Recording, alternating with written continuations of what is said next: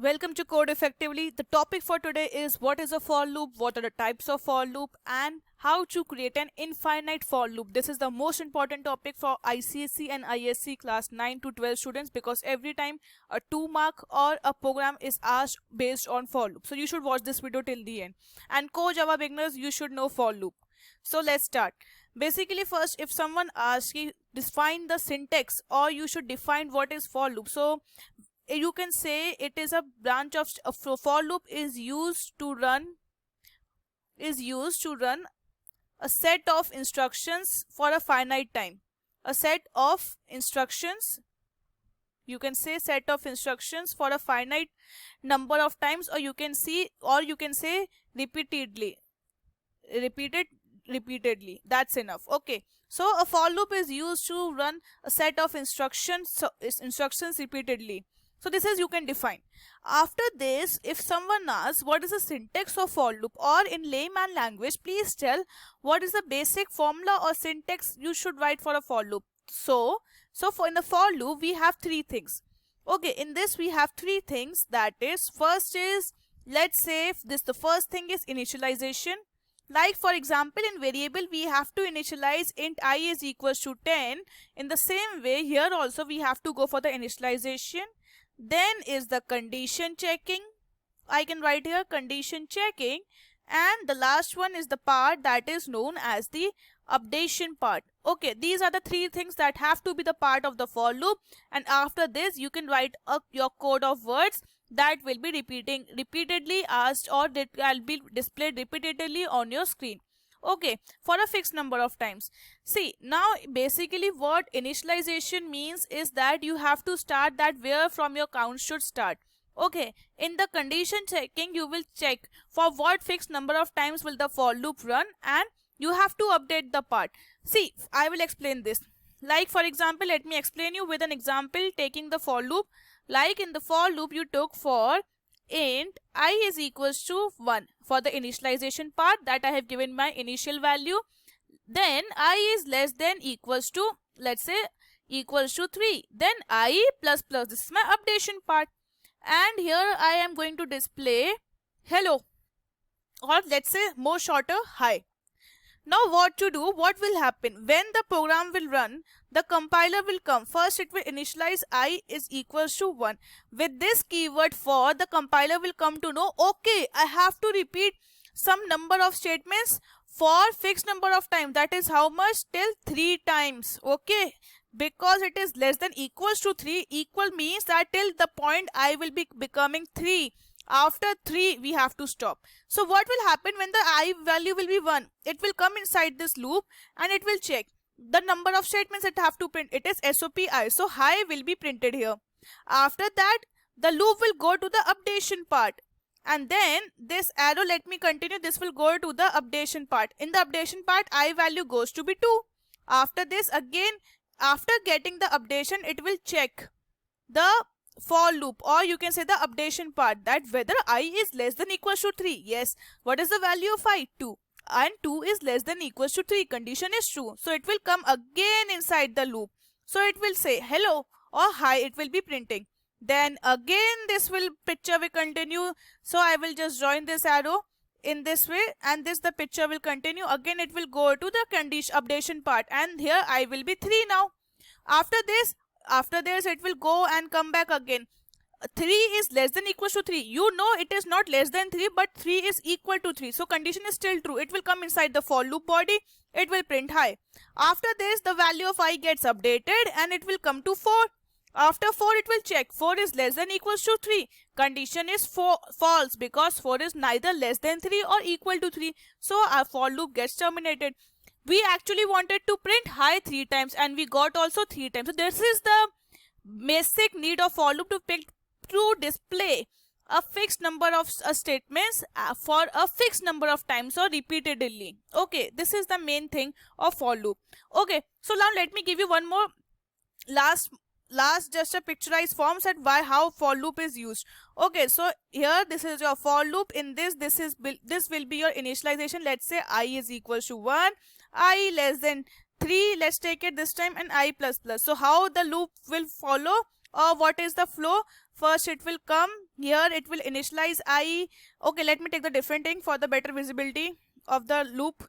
And after this it will go here, then it will check if the condition is true, the loop will come inside the body. After processing all the number of statements, it will go and update the part. After updating the part, it will go and check the condition. If the condition is true, it will again come inside the body. Then this loop goes on till the condition is true. After the condition is false, it comes out of the loop. So this was your for loop. Okay, we have for loop for two types. For loop is of two types. So, okay, the first type is just a simple for loop that we were using. Okay, in that has three parts. That is, first is initialization, then updation, and then condition checking. Oh, condition checking and then updation. Okay, so but another type of for loop is the enhanced for loop. This is the most important for loop, and by the way, we are using this type of the for loop nowadays in the programming languages. What is enhanced for loop? In this, what I have to do in the enhanced for loop, like here, if I am using to display a set of int, for example, int array, and this is having 3 digits. Okay, so in enhanced for loop, I will use int I. Okay, I, and I will use just a, and I will put colon a. So this means that we have to display all the elements of this for loop. Okay, what is for? We have to display all the elements using this for loop of what? Of a. Because we have already put a here. We have described the a. We have placed a here. So the condition or the compiler knows, okay, I have to go for the for loop in order to display a. And if I put SOP a, what happens? Let me give you a dry run of this. How it will work. When it will check. Okay, it will give int I colon a. So it means first the value of a will be get inside. Okay, the first value of a will be taken as I. What is the first value of a? First value of a is 1. So compiler directly gives the first value of a to I. So the first value is 1. So I is now 1. Okay, when I is 1, it will come inside the loop and it will check SOP a. SOP is I, it will be I here. Okay, so I will be printed. After this, again it will go up and give the second value of A. Automatically the compiler assigns the second value of the array to I. So now the value will be 2. So it will display 2 when it comes inside the loop. Again it will go, and the second automatically compiler assign the next value of the array to I. So now I will be 3, and 3 will be displayed. Had I taken, you must be thinking, ma'am is taking 1 to 3, so the array will be obviously 1 to 3. I will be going 1 to 3. Now let me check 22, 25 and 30, the value A. So what it will do? It will again do the same thing. First it will initialize the first position of the array to I. So what it will be? I is now 22. It will come inside the loop, print SOP A. 22 will be printed. Then the second position value will be assigned to I. So it will be 25. Now I will be 25 and I 25 will be displayed. So enhanced for loop is what? It's nothing when you have to display an array or array list. There are two types, array list and array. Okay, array list we won't be studying now, but for this time you can understand that enhanced for loop is used to display array list and array. What we happen, we don't have to go for the condition and updation part. We directly put the array in I and compiler automatically assign the each value at the next position to I, and I value gets displayed. This is the for short. Okay. After this, what are the variations in for loop, or we can say variations that a for loop can run for a fixed number of time and for an infinite time. For an infinite amount of time. How we know how to run this for infinite time? We can do three things. We can remove one of the part, because we know the for loop contains three parts, that is initialization, and then the condition, and we know then the updation. Okay, if we skip any one of the part, let me remove initialization, so we can have an infinite loop. If I skip condition and have initialization and updation, then also I can have an infinite loop. But if I can go for the updation part, I can remove the updation part, and if I have the initialization and condition, then also I can have an infinite loop. Or the third condition is I remove all the parts and put a for loop just like that only. Then also I will get an infinite loop. I will show you all this with a practical approach by doing the program in the IDE. So let's start. with how for loop works, actually how for loop works. Okay, so let me start. See, I have taken the class name as loop because we are learning loops. Okay, this is void main simple, and I have taken int I, and let's say if I want to print I for 5 number of times, so I will put SOPLN I. Okay, so let's see what will be this is my condition, this is my initialization part, this is my condition checking, and this is my updation part, and I have SOPLN printed I. Now let's see, and you got I printed 1 2 3 4 5 times. Okay, and if you don't want to print I, okay, let's remove this, let's print hello, and now 5 times hello will be printed. Let's see whether it is printed or not. Yes, you can count, it's 5 times. Hello is printed for 5 times. This is a finite for loop. Okay, I just gave you an example how for loop works for the finite. Okay, now let me remove one statement. Let me remove. Okay, and let me remove the statement, and I just want to print the value of I and see how fast the value of I changes, because compiler works at a very high speed. And I have removed, I just put the comment out here, I have removed updation, I have removed the condition checking part. So what will happen? There is no condition, so it will run infinite number of times. Since there is no condition, there is no barrier, it will keep on running. Okay, so let's see. Okay, you can see the number of value I is increasing at a tremendous rate. The rate is too high, it is increasing at very fast rate. See the numbers, you can see the numbers are going extremely fast. This is the value of I only.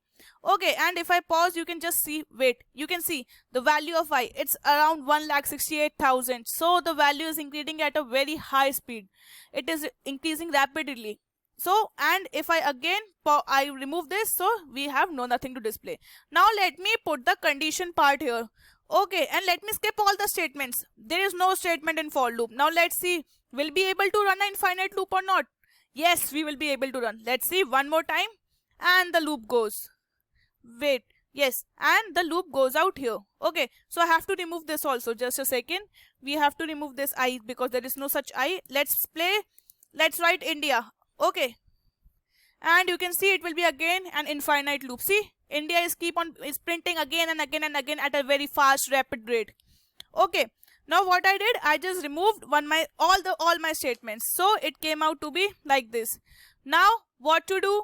One more step we have. We can make an empty loop also. This is the example of an empty loop. You can see here is an empty loop. I have made all the statement at this initialization, condition checking, and updation, but still you will see this for loop will not run at all. Because why? This is an empty for loop. Whenever we put a semicolon after for loop immediately, then it signifies that this is an empty for loop. It is of no use. Empty for loop. Yeah, you can say no use. This is another reason. Okay, so nothing will be printed. You can see, let me just run it, and you can see the console also didn't display because there is nothing to display. It is empty, nothing. Okay, so this is another example of a for loop because I have not given any SOPLN statement also, so there is no use because the for loop is empty because I have put the semicolon out here. So this was all about for loop. You must know what is for loop because it is very important for you. Hope if you like this video, please go and subscribe to the channel and get the Instagram ID also. Thank you for watching. Please subscribe to the channel.